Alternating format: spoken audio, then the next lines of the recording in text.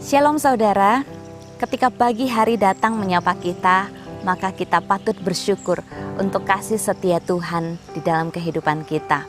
Dan ketika kita mengingat hari kemarin yang sudah kita lewati, hari-hari tersebut menjadi hari yang membawa pelajaran bagi kita, memberikan kita satu semangat untuk melangkah menjadi lebih baik lagi di hari esok.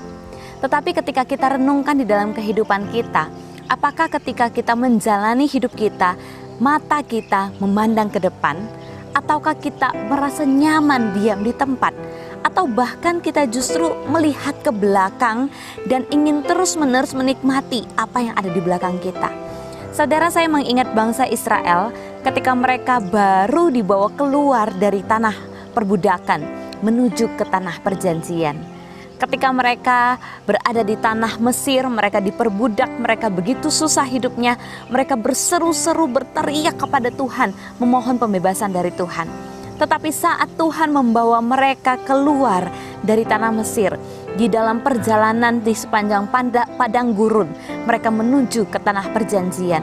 Mereka mengeluh, mereka bersungut-sungut, mereka mengingat-ingat masa lalu yang kata mereka lebih enak, kata mereka lebih nyaman, kata mereka lebih baik hidup di masa seperti itu, yaitu di Mesir, di tanah perbudakan, di mana mereka menganggap mereka mendapatkan makanan yang enak, hidup yang nyaman ada di sana.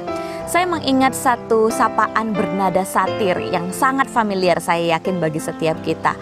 Piye kabare, enak zamanku toh. Ini adalah satu sindiran yang menyatakan bahwa zaman dulu atau masa lalu itu lebih menyenangkan dan lebih baik daripada masa kini ataupun masa depan. Tetapi bukankah hidup itu terus berjalan?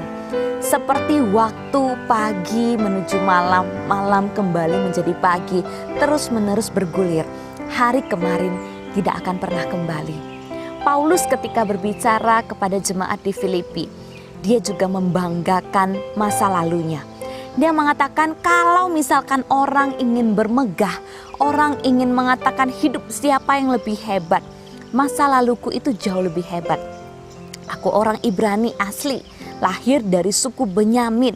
Kemudian dia orang Farisi, ahli Taurat, belajar hukum Taurat, melakukannya sedemikian rupa dengan begitu taat.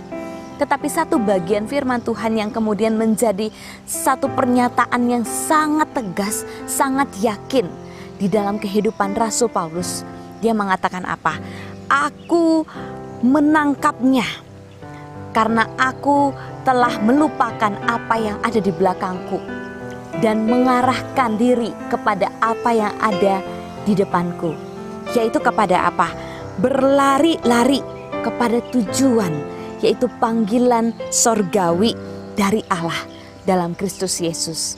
Saudaraku yang dikasihi Tuhan, di dalam kehidupan setiap manusia ada panggilan sorgawi yang jauh lebih berharga, yang jauh lebih bernilai daripada masa lalu yang indah yang pernah kita lewati. Mungkin di masa lalu kita pernah berbangga karena jabatan. Mungkin di masa lalu kita punya harta yang patut untuk kita banggakan. Atau bahkan di masa lalu kita merasa hidup jauh lebih enak. Sebelum ada pandemi ini, saya gampang sekali mencari uang. Tidak ada masalah dalam rumah tangga saya. Tetapi di tengah-tengah pandemi ini, jangan salah. Seringkali kita pun masih hidup terlarut di dalam pandemi ini. Kita merasa ya sudahlah, hidup di dalam pandemi ini, berharap pertolongan dari pemerintah, kemudian kita diam di tempat.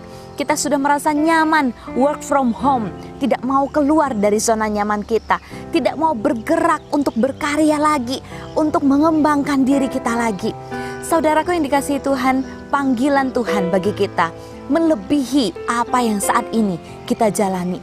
Panggilan Tuhan bagi kita jauh melebihi dari kebanggaan-kebanggaan masa lalu dan juga kenyamanan hidup kita. Panggilan hidup kita yang Tuhan berikan itu jauh lebih mulia dari apapun yang ada di dunia ini. Itu yang Paulus kejar dan seharusnya kita sebagai orang percaya juga kejar. Seperti firman Tuhan yang kembali saya ingin katakan kepada kita. Aku melupakan apa yang telah di belakangku dan mengarahkan diri kepada apa yang ada di hadapanku, yaitu panggilan surgawi dari Allah di dalam Kristus Yesus.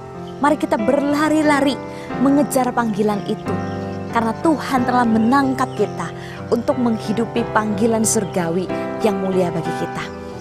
Hiduplah dengan penuh pengharapan, hiduplah dengan penuh dengan satu tujuan, di mana masa depan, hari esok di dalam Tuhan pasti akan jauh lebih baik.